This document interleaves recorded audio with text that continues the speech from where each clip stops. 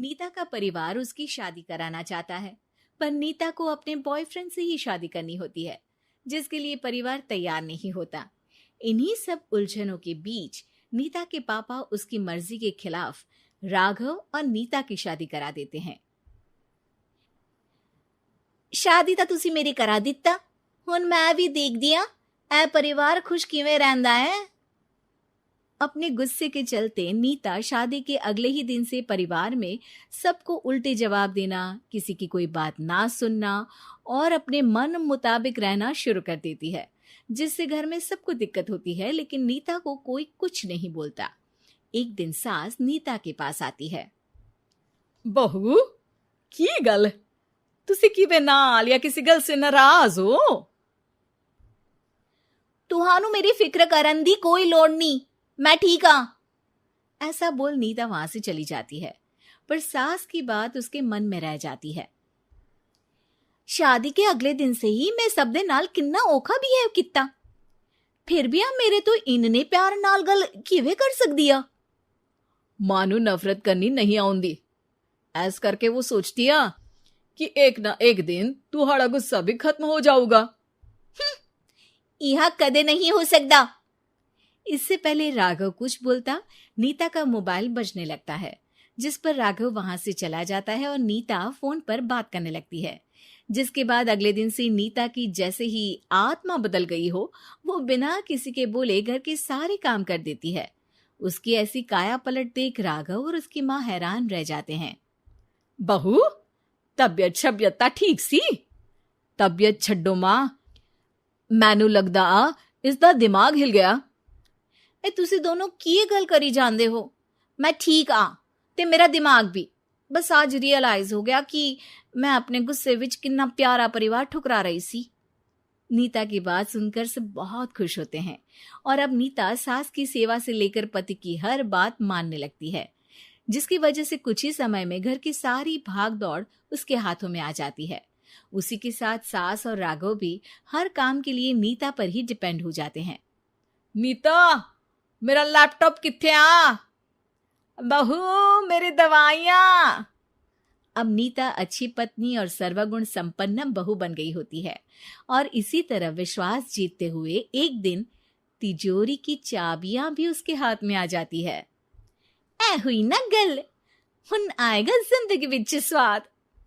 तिजोरी की चाबियां हाथ में आती ही नीता एक रात सास और पति के सोते ही सारे गहने और कैश लेकर घर छोड़ अपने बॉयफ्रेंड के पास चली जाती है। रवि, मैं आ गई, अब सानू कोई अलग नहीं कर सकता। ते वेख, मैं सारी ज्वेलरी ते कैश भी साथ ले आई। नीता की ये बात सुनकर रवि खुश हो जाता है और वो दोनों साथ रहने लगते हैं, जिसमें नीता पूरा समय काम करती है तो रवि उसके लाए पैसों पर ऐश करता रहता है। मैं तेरे तो प्यार कर दिया ता करके ससुराल छड़ाई, और एक तू आ जो पैसों दे आगे कुछ भी नहीं देखदा। ओ महारानी, अपने काम तो काम रख, मेरे ते जुबान लड़ान दी जरूरत नहीं, वरना इस घर तो बाहर कर देना है। ऐ मेरा घरा, तेरा ससुराल नहीं, जीवे मन किया रहली, इथे रहन लाई, हाथ चला जुबान नहीं। रवि की बातें सुन नीता के सिर पर जैसे आसमान ही टूट जाता है। एक तेरे करके मैंने अपने मां पियो नाल उस भले चंगे ससुराल नु भी धोखा दिता ते तू छड्ड परे, मेरी ही गलती आ जे आखा उत्थे तेरे प्यार दा पर्दा डाल उस दिन फोन ते तेरी गलना विच आ गई। जे नहीं आउंदी ता आज खुशी नाल उथे ही बैठी होनी सी। ए भाषण उन्ना दियो जिससे इसका फर्क पड़े, मेरे कॉल नौटंकी नहीं। रवि वहां से चला जाता है और नीता रोती पछताती वहीं बैठ जाती है। हाय रब्बा, ए मैं की कर दिता, उस घर विच भी वापस नहीं जा सकती। एक ता घर छोड़ा, नाल चोरी भी की, कोई मेहणु माफ नहीं करूंगा। घर कैसे वापस जाए इसी डर से नीता रवि का घर छोड़ नहीं सकती। इसी तरह दिन बीतते हैं और उन्हीं के साथ हालात बद से बदतर होते जाते हैं। अब रवि पैसों और अपनी मनमानी के लिए नीता के साथ मारपीट भी शुरू कर देता है, जिससे परेशान होकर एक दिन नीता उसे छोड़ अपने ससुराल वापस आ जाती है, जिसे वहां देख राघव गुस्से से लाल हो जाता है। हूं नहीं थे की लेना या हमारी जिंदगी के साथ घर ता तो पहले ही बर्बाद कर गई सी। जान दिया, मेरी गलती माफी लायक नहीं। मैं कमली सी उस ढोंगी नु सच्चा प्यार दे इस सच्चे प्यार नु बोझ समझती बैठी।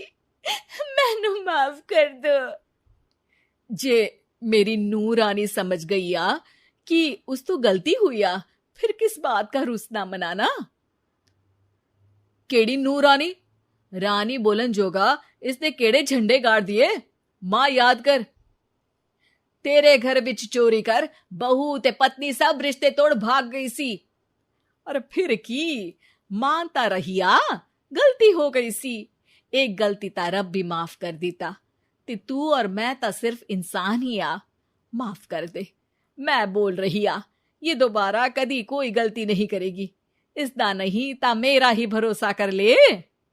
ठीक आ, जिवे तुहानू ठीक लगे, पर इसे बोल दे मेरे कोलो कोई उम्मीद ना रखे। तुसी जीवे कहोगे। अब सास हर रोज राघव को मनाने की कोई ना कोई नई तिकड़म बताकर नीता को उसके पास भेजती रहती है, जिससे कुछ समय बाद नीता का पछतावा और कोशिशें देखकर राघव भी उसे माफ कर देता है।